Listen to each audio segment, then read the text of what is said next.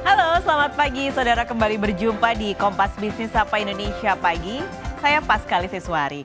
Saudara, beras jenis premium jadi barang yang langka dalam sepekan terakhir. Bulog menjanjikan per hari ini beras akan kembali normal. Bulog bilang tidak ada kelangkaan stok beras di retail modern.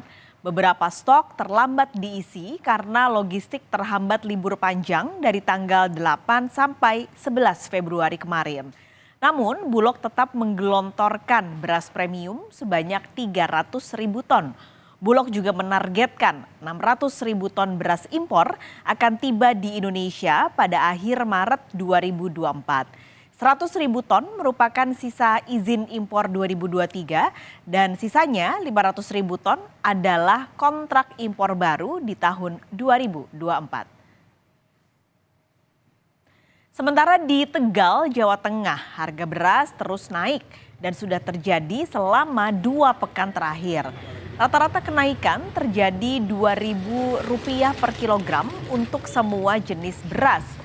Meski harga naik, para pedagang bilang pembelian masyarakat tak berkurang. Untuk menekan kenaikan harga beras, Bulog Cabang Tegal, Jawa Tengah menggelontorkan beras murah kemasan 5 kg atau beras SPHP.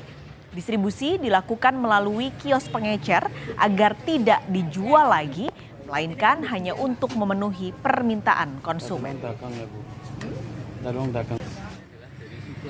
Suplainya mungkin satu suplai, terus yang mungkin terhambat dalam arti ini karena faktor panen yang seharusnya sudah bisa mulai, namun ini ada agak mundur waktu panennya dari biasanya.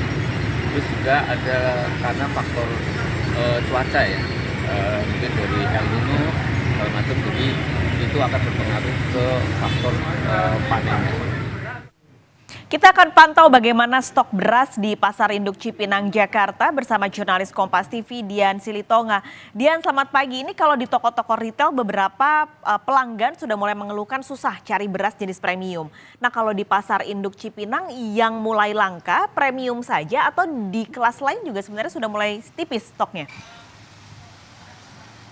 Ya, Paskalis, kalau secara signifikan memang penipisan stok beras ini terjadi pada tipe premium. Tapi tidak hanya pada tipe premium, penipisan stok juga ini mulai terjadi pada jenis beras lainnya, yakni tipe medium. Nah, tadi salah satu pedagang di Pasar Induk Beras Cipinang menyampaikan kepada saya perbandingan. Kalau biasanya selama sepekan, ia bisa menjual beras jenis atau tipe premium sebanyak 100 hingga 120 ton, tapi beberapa waktu terakhir ia hanya berhasil menjual beras tipe premium ini sebanyak 30 ton saja. Artinya memang ada penurunan yang cukup signifikan, penipisan stok lebih dari 50% atau sekitar 70% begitu ya penipisan stoknya. Nah, karena stok mulai menipis tetapi permintaan masyarakat tetap tinggi, hal ini kemudian mendorong adanya kenaikan harga pada beras. Nah, kalau di Pasar Induk Beras Cipinang, ini tadi saya tanya harga beras ada di kisaran Rp13.000 hingga Rp15 per kilogram. Nah, tentu harga ini jauh lebih tinggi dibandingkan dengan ketentuan harga eceran tertinggi, yakni Rp10.900 hingga Rp11.800 per kilogram untuk beras tipe medium dan Rp13.900 hingga Rp14.800 per kilogram untuk beras tipe premium.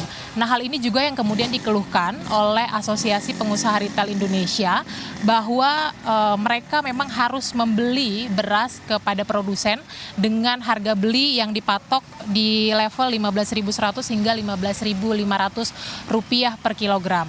Nah, sehingga untuk mengantisipasi kestabilan harga, kemudian juga stok beras di retail modern, Aprindo kemudian mengimbau agar pemerintah memberikan relaksasi harga. Sekali lagi untuk menstabilkan dan juga menjaga stok beras, apalagi jelang Ramadan dan Idul Fitri mendatang, Paskalis.